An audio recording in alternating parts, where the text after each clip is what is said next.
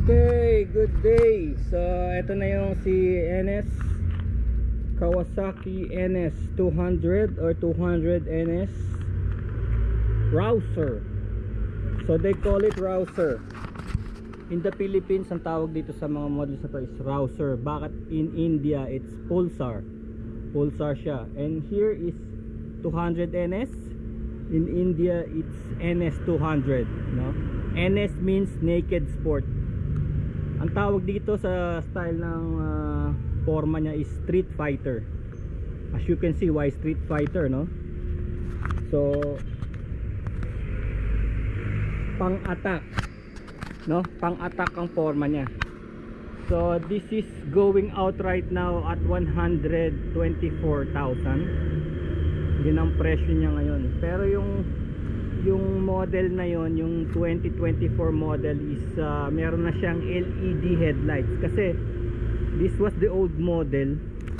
Parang yun lang ang binago nila. Meron silang LED rito, and of course meron Bluetooth para sa yung phone, and yung display niya as hindi na naluluto sa araw kasi itong old model may problema siya sa LCD niya, naluluto. Kaya nilagyan ko ng cover na to, no? So yung tank nito is malaki. It's around 12 or something, not very sure, no? 12 or something. Pero yung weight nito is dry weight is around 91 kilo. 91 kilo at siguro pag may kargang gasolina it will be around 94 kilos or something. So ang reklamo nung dating humahawak nito is mabigat, and of course mabigat nga talaga. Pero nagtaka naman ako kasi it's a high, medyo matangkad siya, oh. Medyo mataas kasi siya. Hindi naman ako masyadong tingkad, pero ako ay 5'5 and a half. Medyo mataas siya kasi pag mataas yung bike, tingnan yung configuration ng makina. Nandito yung weight eh, nandito sa may gitna, kaya parang nabibigatan ka kasi oras na mag-lean ka, tatanggapin nung legs mo yung bigat. Hindi kagaya ng mga, kasi nagulat ako yung tropa naka Honda Rebel 500, Honda Rebel 500, mas magaan siyang buhatin kasi nandito yung center of gravity niya, nakabalagbag dito yung makina eh. So may ibig sabihin pala yun, para bang nandito yung center of gravity sa bike, kaya hindi siya masyadong mabigat buhatin eh. Ito kasi nasa taas, oh, straight up. And of course sa experience ko, mabigat nga talaga siya kasi after a while, mag-ride ako ngayon, bukas masakit yung muscles ko eh, minsan buong katawan. Pero alam ko masasanay ka rin dun eh.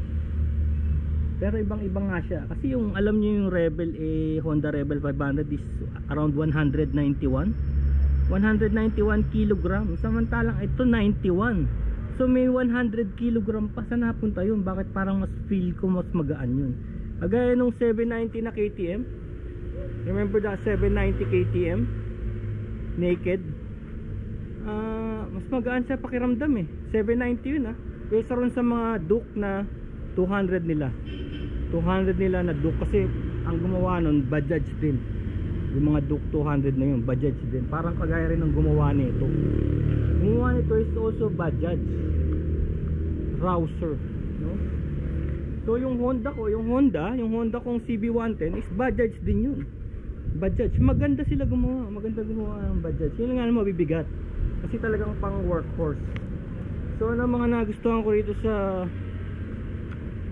200 na to, of course it's powerful, no?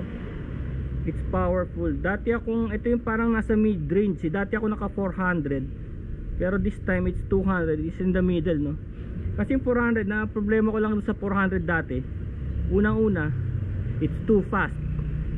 Mahal ang pyesa lahat. Ultimo gulong, ultimo pyesa sa carbs, mahal talaga kasi mahal na siya. Tapos mabigat, of course mabigat. At ito pa, pag araw-araw ka nagra-ride or daily, bawa daily Makati, no? Marikina Makati, mahal sa gas, nagastos ka talaga sa gas. Ito naman nasa kalagitnaan, Sa kalagitnaan naman to ng sobrang tipid, tsaka medyo mataas na rin, no? Medyo mataas na rin ang peso. Of course, this is DTSI, dynamic triple spark system.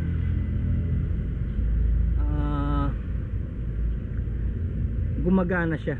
Tatlo spark plug nito. Meron dito, meron sa gitna, meron para bang single piston to pero tatlo spark plug. Gumagana, triple spark oh. Gumagana siya. So makikita mo ang bilis niya kasi ang stock speed nito is with limiter 137 kilometers per hour. Yes, 137. Pero yung mga dating owners nito na nasa YouTube, binira nila hanggang 147 kilometers per hour with the limiter. Di ba sobrang bilis na nun? So maganda rito, may looking glass para sa oil, pero meron ding stick, no? Tapos meron siyang coolant. So ayan yung cooling liquid, no? May radiator dito. And of course sa forma maganda naman, disc brake, dual disc brake. Ayan, may disc brake din sa likod. These are all walang pinalitan niya, stock pa rin yan. And of course meron siya nito, tas monoshock, ayan. Tapos meron siya nito, tas meron pa siya rito tapalodo. Tinanggal na nung first na humawak nito. Tapos ito collapsible. And of course ang tangke maganda forma, ayan, pero ito is plastic. Ayan ang panel niya. So ayan ang panel niya oh. So yung panel niya, nakikita mo yung time, ayan, yung RPM, ayan, yung oil, tapos engine check, radiator, of course the kilometers is 9,113. So may limiter. Tapos ito nilagay ko na lang to eh. Ako na naglagay niyan, tsaka to. Tapos itong isa nilagay ko rin yan sa sa dito. Ayan, kasi yun nga ang problema nito. Ang problema nito is mahina ang headlight niya. Kaya yung modelo nito, yung latest model nito is naka LED na. Ito kasi you won't believe, ito modelo na to is 9 years old na, 2015 to. Ngayon sa sobrang popular niya, tsaka sa sobrang ganda niya, wala sila masyadong binago. Wala masyado. Ultimo itong mukha na to. Itong mukha na to, siya pa rin ang mukha sa 2024. Yun nga lang, yun sa loob nilagyan nila ng LED rito sa loob. So hindi nila binago masyado, wala masyado na bago. Of course this is zapper, kasi yung Honda naka zapper din ba. MRF, kasi yung Rouser mahilig sa MRF kasi makapit talagang MRF. Lumabas lang kasi ito na hindi masyadong sikat noon. Lumabas ito ng 2010 MRF reverse oh. Diba mas maganda sana kung baligtad to. Binaligtad ng MRF, kaya yung mga tao hindi sanay, sabi ang pangit ba't nakabaligtad. Pero tama ang rotation yan,